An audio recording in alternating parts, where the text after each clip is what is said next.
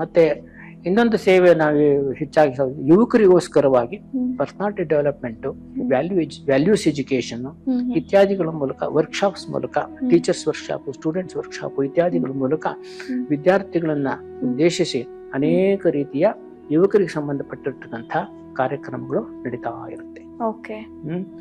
ಮತ್ತೆ ಇನ್ನೊಂದು ಅಂತಂದ್ಬಿಟ್ರೆ ಬೇರೆ ಬೇರೆ ಸಂದರ್ಭಗಳಲ್ಲಿ ನ್ಯಾಚುರಲ್ ಕೆಲಾಮಿಟೀಸ್ ಹೇಳ್ತಾಗ, ಪ್ರಕೃತಿ ವಿಕೋಪದಿಂದ ಆಗಿರ್ತಕ್ಕಂಥ ಅನಾಹುತಿಗಳು, ಅದಕ್ಕೆ ಸಂಬಂಧಪಟ್ಟಂತ ಸೇವೆ, ರಿಲೀಫ್ ವರ್ಕ್, ಪರಿಹಾರ ಕಾರ್ಯ, ಎಲ್ಲಾದ್ರೂ ಕೂಡ ಏನೇ ನ್ಯಾಚುರಲ್ ಕೆಲಾಮಿಟೀಸ್, ಅದು ಈಗ ಉದಾಹರಣೆಗೆ ಕೋವಿಡ್ ಕೂಡ ಒಂದು ನ್ಯಾಚುರಲ್ ಕೆಲಾಮಿಟಿ ಅಲ್ವಾ, ಆ ಸಂದರ್ಭದಲ್ಲೂ ಕೂಡ ಬೇರೆ ಬೇರೆ ಕೇಂದ್ರಗಳ ಮೂಲಕ ಸಿಕ್ಕಾಪಟ್ಟೆ ಲಕ್ಷಾಂತರ ಕೋಟ್ಯಾಂತರ ರೂಪಾಯಿನಷ್ಟು ಸೇವೆಯನ್ನು ಸಲ್ಲಿಸ್ತೀವಿ.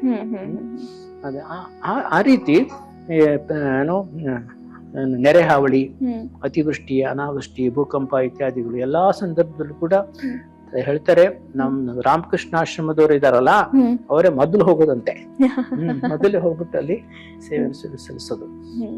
ಅದಕ್ಕೋಸ್ಕರವಾಗಿ ನಮ್ಮ ಸರ್ಕಾರದವರಿಗೂ ಕೂಡ, ಎಲ್ಲಾ ಸರ್ಕಾರ ಯಾವುದೇ ಪಾರ್ಟಿ ಬೇಕಾಗಿರ್ಬೋದು, ಎಲ್ಲಾ ಪಾರ್ಟಿಯವರಿಗೂ ನಮ್ಮ ರಾಮಕೃಷ್ಣಾಶ್ರಮದಲ್ಲಿ ಅಭಿಮಾನ ಇರುತ್ತೆ. ಇವರು ಸೇವೆ ಮಾಡಿದ್ರೆ ಪ್ರಾಮಾಣಿಕವಾಗಿ ಮಾಡ್ತಾರೆ, ದುಡ್ಡು ಪೋಲಾಗೋದಿಲ್ಲ ಅಂತ,